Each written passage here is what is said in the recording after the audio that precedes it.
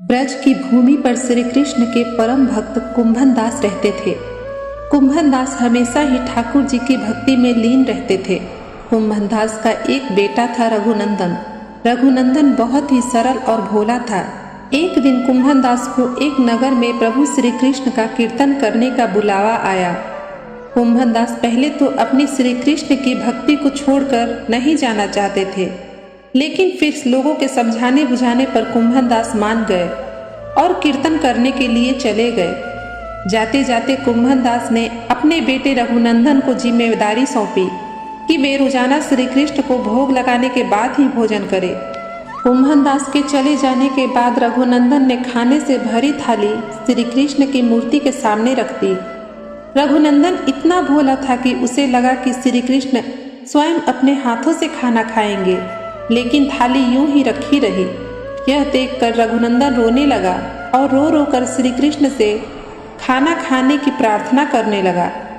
यह देखकर श्री कृष्ण ने बाल रूप धारण किया और थाली का भोजन खत्म कर दिया। इसके बाद जब कुंभन दास घर वापस लौटा तो उन्होंने अपने बेटे से भोग लगाया हुआ प्रसाद मांगा, लेकिन रघुनंदन ने बड़े ही भोलेपन से कहा कि ठाकुर जी ने सारा भोजन खा लिया है। यह सुनकर कुंभन दास को लगा कि शायद उनके बेटे रघुनंदन ने सारा भोजन खा लिया है और अब झूठ बोलकर बचना चाह रहा है। इसी तरह कुंभन दास जब भी कीर्तन करने जाते अपने बेटे को श्री कृष्ण को भोग लगाने के लिए कहते थे। रोजाना भोग का प्रसाद नहीं बचता था और पूछने पर रघुनंदन वही बात दोहरा देता था कि सारा भोजन श्री कृष्ण ने खा लिया।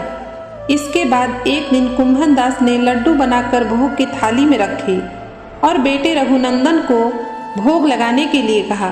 कुंभन दास छुप कर देखने लगे कि आखिर सच क्या है। उस दिन भी यही हुआ। रघुनंदन ने श्री कृष्ण को खाना खाने के लिए आमंत्रित किया।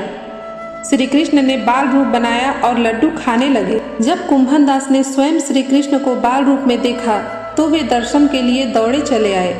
उस समय कृष्ण के एक हाथ में लड्डू और दूसरे हाथ वाला लड्डू मुख में जाने को ही था कि वे एकदम जड़ हो गए। इस घटना के बाद से ही उनकी इसी रूप में पूजा की जाती है और श्री कृष्ण के इस बाल स्वरूप को लड्डू गोपाल कहा जाने लगा। राधे राधे।